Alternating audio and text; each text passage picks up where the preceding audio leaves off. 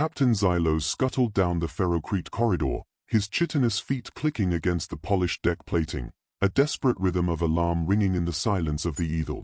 He had just received the notification. Sienna, one of the 3 astonishingly fragile humans assigned to his crew, had sustained grievous cranial trauma. The preliminary report detailed a ritual known as baseball, a recreational exercise frequently engaged in by human Sienna and her cohort, Jax, which involved the reciprocal projection of a dense, spherical projectile at extreme, potentially lethal velocities. This was not a game, it was a kinetic exchange of calculated risk, yet the humans insisted it constituted a beloved terrestrial pastime. Dangerous. Profane. According to the ship's telemetry logs, the catastrophe occurred due to a minor, fatalistic deviation in Sienna's calculation of the object's terminal vector. Instead of impact absorption by the specialized textile mitt, the projectile struck the subject's primary sensory apparatus. Her face. Zylos had maintained a perfect zero-casualty log across 34 cycles of deep void transit. That immaculate record would not be shattered by this insane, primitive human violence. Zylos burst through the medbay hatch, the pneumatic seal hissing shut behind him. Krell, the xenobiologist and chief medic, labored over the diagnostic console, his multifaceted eyes reflecting the sterile white light. Krell, report on human Sienna. The answer was already starkly apparent on the bioscanner bed. Sienna was supine, her face a topographical horror that defied all known medical taxonomy. The ocular ridge and zygomatic arch were so grossly distended that her left optical sensor was completely occluded. The delicate human skin across her visage was blooming with the alarming, necrotic hues of deep tissue hemorrhaging, a vibrant, ugly spectrum of violet and bruise black. Krell finished calibrating a cryogenic compress. He passed the chilling, moisture-beaded satchel to Sienna. She accepted it, applying it with a measured, slow movement against the point of impact. She was conscious. By all things bright and shining, human Sienna. Maintain consciousness. You will achieve recovery.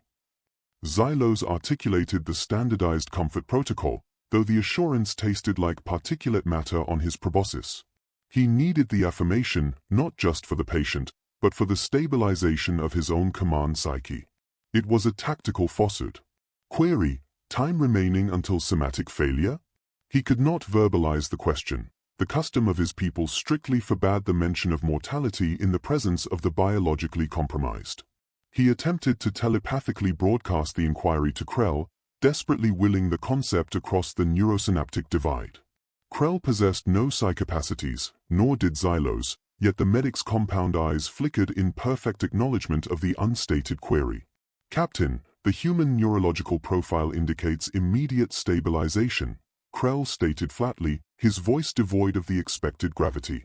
Human Sienna is projected to achieve 100% full recovery. Following concussion screening, I will perform minor capillary regeneration and authorize release.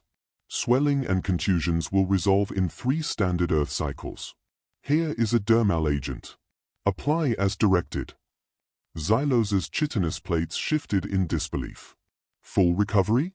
In days? Free to resume duties? Had Krell processed the visual data of the patient's cranial distortion?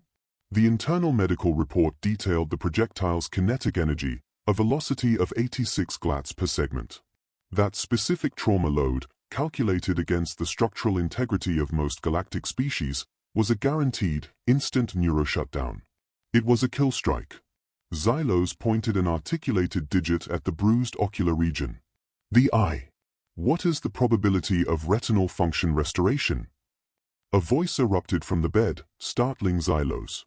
Sienna spoke, her tone perfectly conversational despite the facial mutilation. If not, it probably won't affect her game any. What happened to you being the starting catcher back home?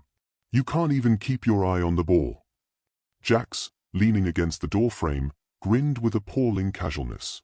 You shouldn't have thrown it if I wasn't looking, white chucklehead. I was distracted, Zyla was on fire. Krell sighed, adjusting his mask. Zyla is a booker, they're always on fire. The conversation was about the game.